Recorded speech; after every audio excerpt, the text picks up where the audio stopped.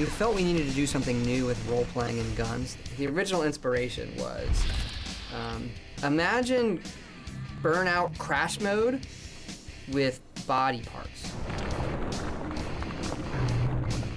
And we talked about it, and Emil came up with the name.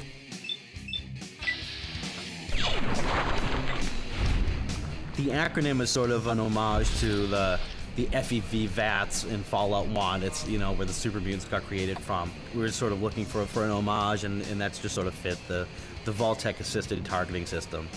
Sure, I could shoot a guy in the legs and run a gun, but in VATS, you have a certain amount of action points. So it allows you to actually make a measured, precise shot on the legs, cripple him, so he'll move slower, take out the arms, he'll be less accurate with the gun. The head has a higher chance of critical, so it might blow up, but it's harder to hit. So really taking all the stuff from Fallout 1 2 and sort of trying to bring that into a new next-gen type of game. That was one of our goals initially, was we didn't want it to just be a shooter. That the kind of stuff we do, we want to try something that attaches you to your character, that lets you have your character on the screen do something you, the player, can't do. That your character can go in and advance, blow the leg off one guy, the head off another, and the arm off another in some equilibrium style, pop, pop, pop, that you, unless you were like Call of Duty Ninja Master, you could never do as a player. It's like we want you to feel super powerful in those moments because your character in the world is super powerful, even though you were born with an extra big left thumb or something.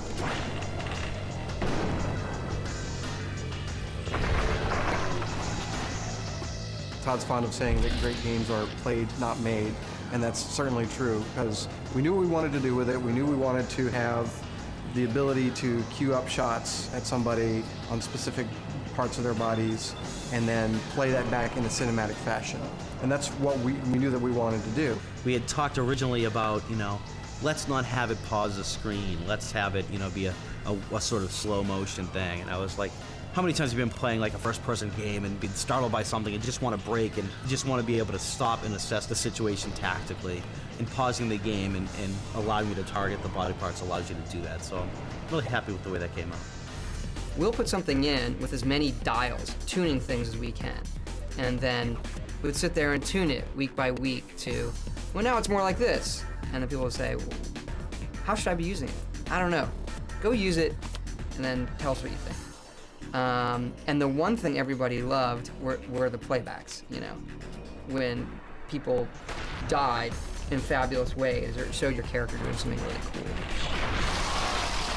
So we had to separate VATS really into two entities. One was the gameplay part of it, the numbers. What is my character doing when he shoots your arm? What are the numbers? How fast do I get him back? And then there was the playback, which all went to art in terms of being a cinematic joy buzzer. The thing that excites me most is the combat, the violence content especially. It is a fantastic amount of fun to get a shotgun and blow a mutant's head off in slow motion and watch the eyeballs go flying all over the screen. The mandate was to push it really far over the top. We didn't want it to be realistically disturbing. We wanted it to be cartoony. I've done a lot of it. I haven't done it all. Our previous character lead, thankfully, the person who actually scoured websites and found a lot of the photo reference that we wound up having to use. Awful stuff. Don't recommend it. And people were walking by and getting very, very, very, very sick and telling me that I should, you know, put a warning up. And so I did, because I thought it was funny. I'm a big believer that if you can make, in a game like this where you're killing lots and lots of things, if you can make that repetitive action really entertaining, like that's where the rubber meets the road in a lot of these games. So this is something I know the player's gonna do 10,000 times. Make that as entertaining as you can, and the rest of it is pretty much great. So we spent a lot of time just on that moment. How does it sound? What is the physics like? What's the camera like? And then adding lots of cameras so it doesn't get repetitive. I think it really adds something that's really fun and entertaining to the game that we haven't really seen before. Our game is primarily first person, so when you have guns in first person, the bar has been raised. But it's tough because we're an RPG, not a shooter. So it's a mixture of, it's not just a player skill, it's your character skill too. The first thing we did was we took a bow and arrow from Oblivion and we made a bow and arrow gun that shot rapid fire arrows, and it didn't quite work right. So we had to build up that whole system from scratch. The hardest part has definitely been how you do gun combat within an RPG, how your stats affect your aim, affect your damage.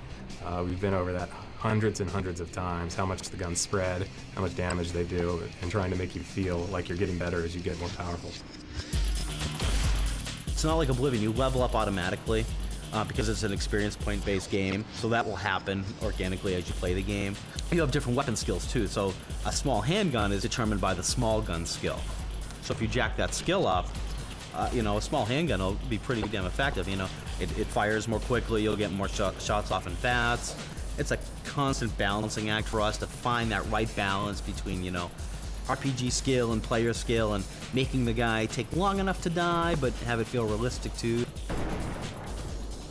The designers made a lot of decisions about what they wanted to do in terms of the weapons. We had some fantastical sort of weapons that we made that are fun, like we have a weapon that shoots junk. You just random junk you collect around the world, and you just load it up into it, and you can shoot out teddy bears and, you know, and tin cans and typewriters and that sort of thing. But in terms of how to make them work realistically, most of that was just playing the game. We have a lot of numbers, we can adjust the numbers, how fast does this weapon fire, how long does it take to reload it, what sorts of ammo does it take, the animations and all that are all done by the art department, but mostly it's feel in terms of how the weapon works, as opposed to, this is exactly how this particular weapon in the real world fires. You want to make it, you know, again, you want to make it fun to play and compelling to play. What we definitely wanted to do with the gun stuff is not do everything that everyone else has done. So, you know, we have some weapons that you can craft and some unique weapons, you know, like the railway rifle that shoots railway spikes, and, you know, so we had a lot of fun with doing that type of stuff. Our lead artist, Esteban, that guy's from Mars, man. He can do anything. And he designed a lot of the guns, the laser rifles. You could build that thing. He knows how it works.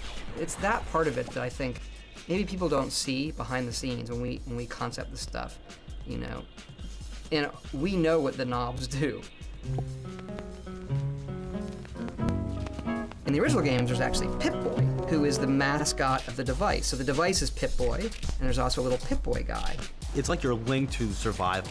It's this device you have that's helping you manage your life. It feels like you leave that vault, and the only thing you take with you is this piece of technology strapped to your wrist that becomes your sort of lifeline. What's really fun is when you just have like your stuff in the Pip-Boy, or you're looking at a stat, and it can be very dry if you just lay them out on paper. This is what strength does, this is what intelligence does, and here's this perk called Animal Friend, and it will make animals not attack you. But when you pull it up in the game, that's your Pip-Boy flips up, it's this retro device, and it says Animal Friend, and it has this stupid picture of Vault Boy with like this giant rabbit, and there's like, you know, like, it's funny. And so it makes the act of looking at your character's stats another thing the player does all the time. They kill things all the time, and they look at their stats all the time. So you make both those things entertaining. We spent forever on the Pip-Boy. Compared to the previous projects that I've done here, which was the Elder Scrolls series, where everything is medieval fantasy and magic and swords and sorcery and things like that. Fallout 3, everything is rusty and metal and broken. So from a sound perspective, it's a lot more fun because there's a lot of Foley work that I can do that I couldn't do before, including machinery.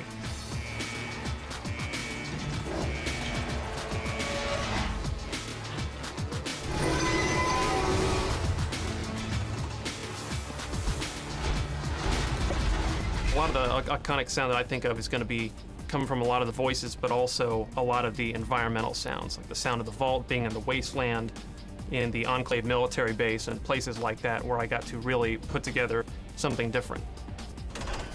The Vault is very, very sterile. It's a lot of AC noise. It's the sound of being in an office like this, maybe. Everything's very clean, controlled, and sterile.